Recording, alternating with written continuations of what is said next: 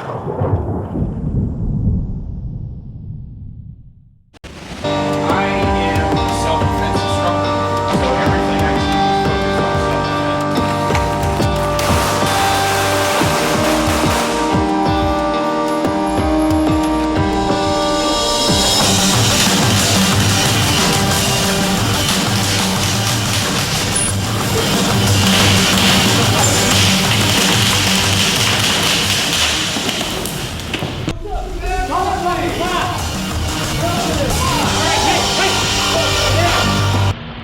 everybody, Aaron Cowan, Stage Dynamics. I'm Daniel Shaw with Thunderbird Firearms Academy.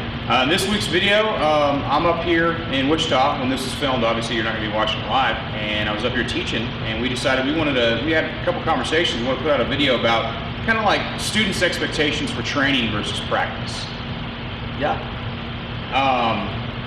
What are some of the things you see with new students? Not maybe your alumni so much, but students coming in, it's their first formal class. Do you see people having expectations that kind of exceed maybe necessarily the reality? Yeah, a lot of the new students, their expectations are zero. Like they have no idea what to expect from a class.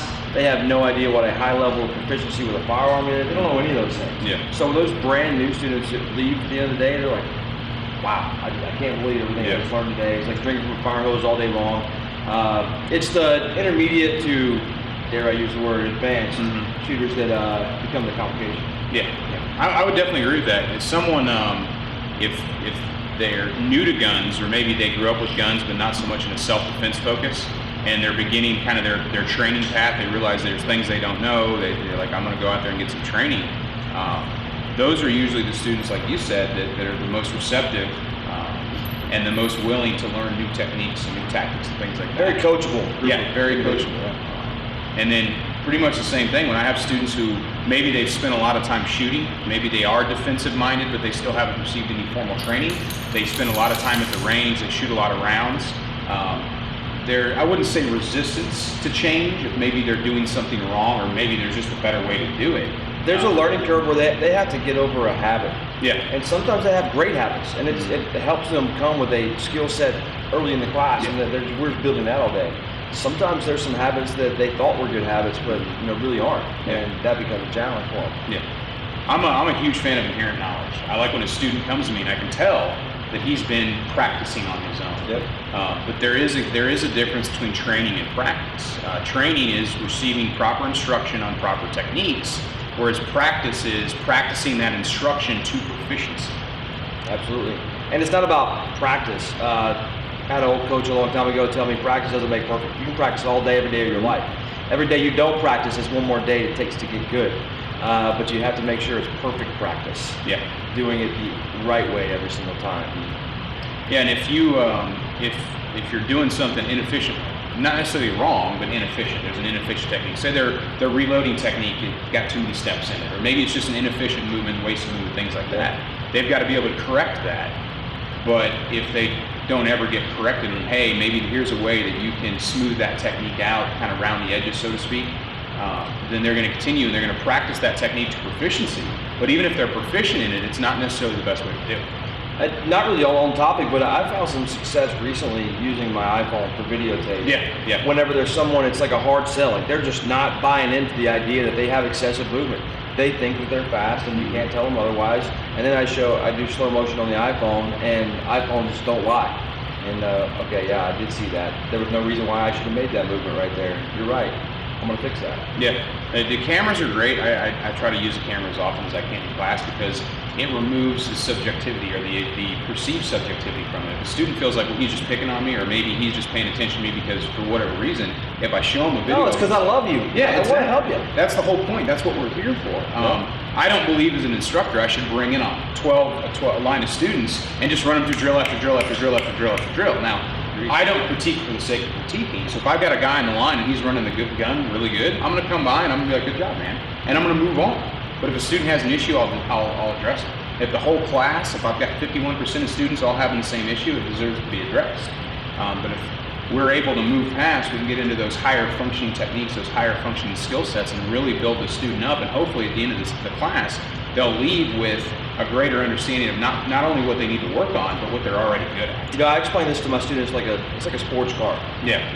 We had a guy in class, you had one yesterday, who I had the weekend prior. It's first time ever really shooting a gun with a defensive mindset.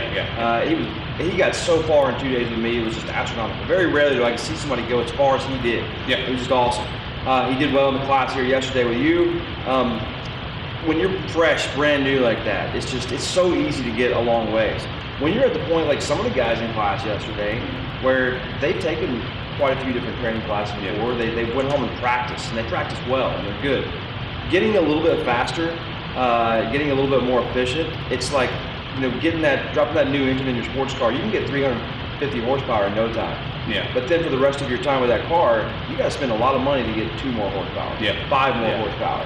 To get those little bit of increases in your skill sets, it takes a lot of work and a lot of effort. Yeah, and it's interesting to use the sports car. I use the 35 mile an hour corner. If you have a turn, and we're all alpha males to a certain degree because we carry guns. We drive the same way we shoot often. So you got a corner that says it's got a sign that says 35 mile an hour corner, and we'll take it at 40, no problem. We'll take it at 45, no problem. We'll take it at 50, no problem. When we take it at 55, the axe end breaks loose, and we're like, whoa, okay, I almost lost it.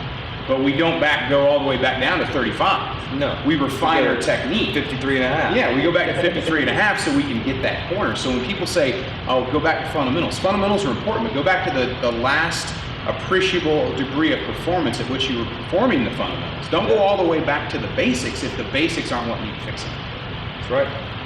And I think when students, if you've never trained before, you take a class from me or take a class from Daniel, or there's a lot of really good reputable instructors out there, have a realistic expectation and know that just because you've never taken a class before, you are going to bring skills to the class, but you have to, I would say, apply them to what's being instructed. If something isn't going to work for you or work for your lifestyle, then file it away and see if maybe later you can adapt it to what it is that you want to perform and what you need to do. Yeah, be open to change, go in, be ready to put in some work. Everything, intensity. I use the term doing violence, intensity, like not holding anything back, everything in the class, no matter what it is. I'm giving 100%, I'm trying to push myself the whole time. I shot a little bit of the class yesterday, not a whole lot with Aaron, and every time I was doing it, I was trying to give 100%, trying to pinch my hand with the magazine, trying to cut my hand as I rack the slide, like just everything I'm doing, I'm trying to go 100%. Yeah, definitely. Well, that's how I grow. Yeah, same thing. I'm always trying to push that envelope, and I always encourage students, and I tell people all the time, shoot as fast as you can accurately shoot, but that should be a continually increasing ability and skill set based on practice and really being honest and humble about where you're at and being willing to push that envelope. Because if we get comfortable, we don't exceed and we don't improve. We stay with what, like, okay, I'm really good at this, so I don't want to try anything else because I'm performing so well here. I don't want to try to pick up the pace necessarily. Yep. So you probably have them all the time in your classes. I'll have the guy who's solid. Like, I mean, he's good. Like manipulation, clearing stoppages, shooting, actually clearing holster. Yeah. Everything he's doing, one-hand techniques, just good. But when he gets to this point, he's making sure he stacks all of his rounds in like quarter-size group, no matter what distance we're at. That is I can get a monkey to shoot good. Yeah. I can take a monkey and teach a monkey how to shoot good. That's great. But that guy right there, where he's at in his skill point, I spend the day in the class. Like, he doesn't need a lot of me coaching him to do it. But he needs me to push him a little bit. Like, look, I understand you can shoot that good, and that's awesome that you can shoot that good. I'm asking you to stay within this area right here. I don't care if your round is barely hanging on to that right there.